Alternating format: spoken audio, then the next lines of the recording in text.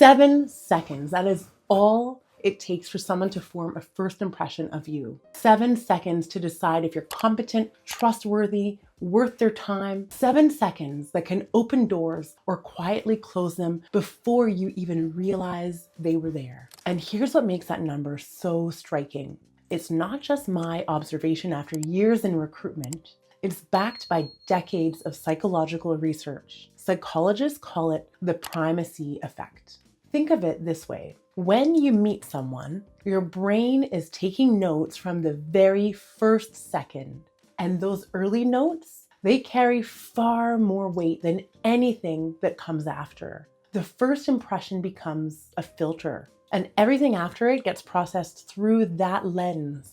And studies show that it takes 8 subsequent positive interactions to overcome just one negative first impression. Think about that the next time you show up to a meeting without knowing the name of the person you're meeting. I'm Trina Boos, CEO of Boost Academy of Excellence. I train professionals on workplace skills that actually get them promoted. Today, we're talking about first impressions, what they really are, what they actually cost when they go wrong, and the one element most people forget to think about entirely. Let me start with a story a client shared with me that I have never forgotten. A vendor arrived for his first meeting with a potential new client. A contract worth thousands of dollars was on the table, and he showed up 3 minutes late.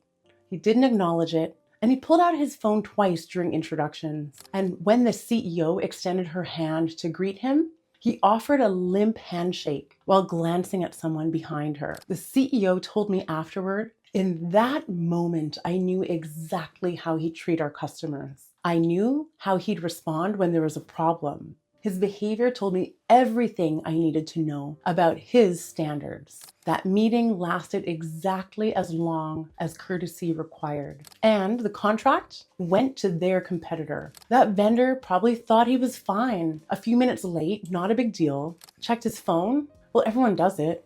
Distracted handshake? He was just looking around the room. But here's what that CEO was actually reading. If you're cavalier with punctuality, you'll be cavalier with deadlines. And if you're distracted during introductions, you'll be distracted when details matter.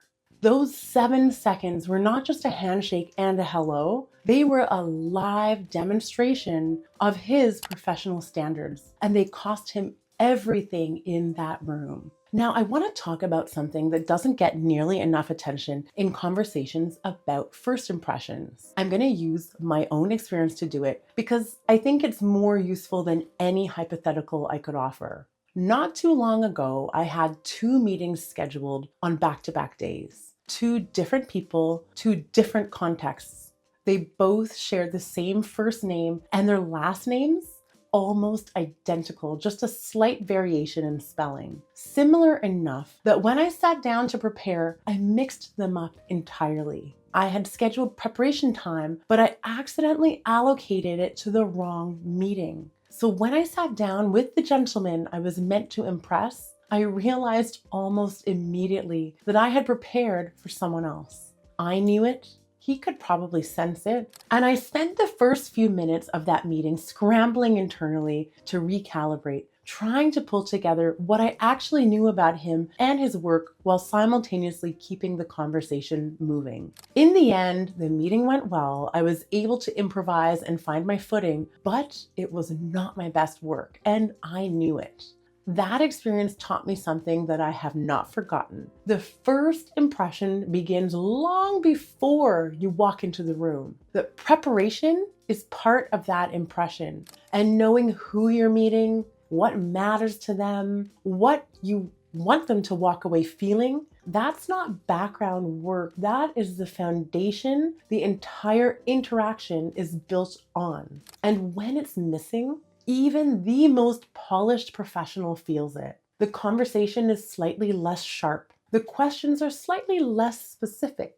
The connection is slightly less real. You can be warm and personable and professional in the room and still leave something significant on the table because you weren't fully ready before you arrived. But here's a broader point I want to make.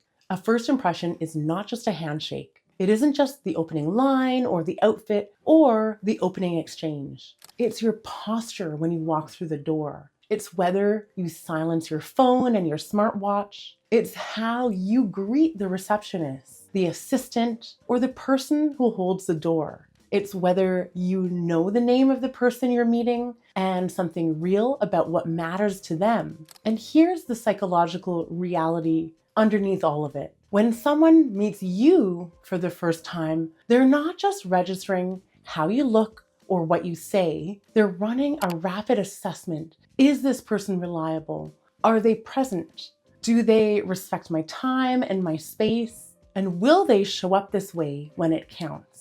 Every signal you send in those first moments feeds that assessment. The phone on the table, even face down, signals divided attention. The rushed entrance signals disorganization. The generic opener signals that you really didn't think about this person specifically before you arrived. None of these are catastrophic in isolation, but together they create an impression. And that impression, once formed, is very hard to revise. So what does a strong first impression actually require? From my experience on both sides of this, as a recruiter and as a trainer, and as someone who occasionally has gotten it wrong myself, it comes down to three things. The first is preparation. Know who you're meeting. Research them genuinely, not just their title, but what they care about and what their challenges are. What would make this conversation valuable to them? Have a question or two ready that shows you thought about them specifically before you arrived. That level of preparation signals respect before you said a word. And double check the name. Learn from my mistake on that one. The second is presence. When you walk into that room, be fully there. Phone away, not face down on the table, but away. Attention that shows the person in front of you has your full focus. A handshake that communicates that this person has your full attention. These things sound basic. They are basic. And they're immediately noticed when they're missing. The third is consideration for everyone in that room, not just for the decision makers. How you treat the receptionist, how you acknowledge the people on the edges of the conversation, whether you remember and use people's names. Leaders notice this. They're watching how you show up when you think it doesn't count, because that tells them exactly how you'll show up when it does. From a business etiquette standpoint, first impressions are really about one thing: demonstrating through your behavior that you understand the standards of the professional context you're entering and that you respect the people in it. It's not about performance, and it's not about pretending to be someone you're not. It's about showing up with enough awareness and enough preparation to make the other person feel that this meeting mattered to you, that they mattered to you before you walked in the door and the moment you did.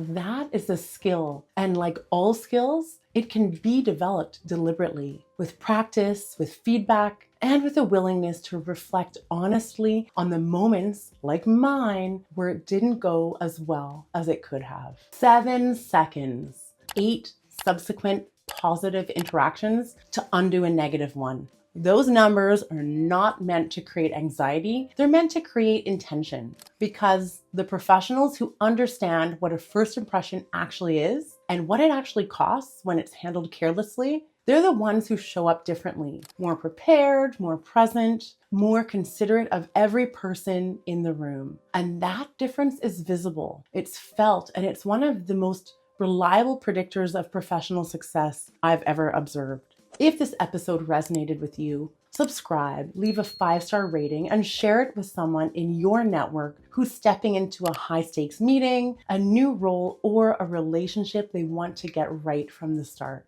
And if you're interested in bringing this kind of training to your organization, whether it's professional presence, first impressions, or the broader communication skills that shape how your team shows up, visit boostacademyofexcellence.com. Thank you for listening. Now go prepare for your next meeting. Really prepare. I'll see you in the next one.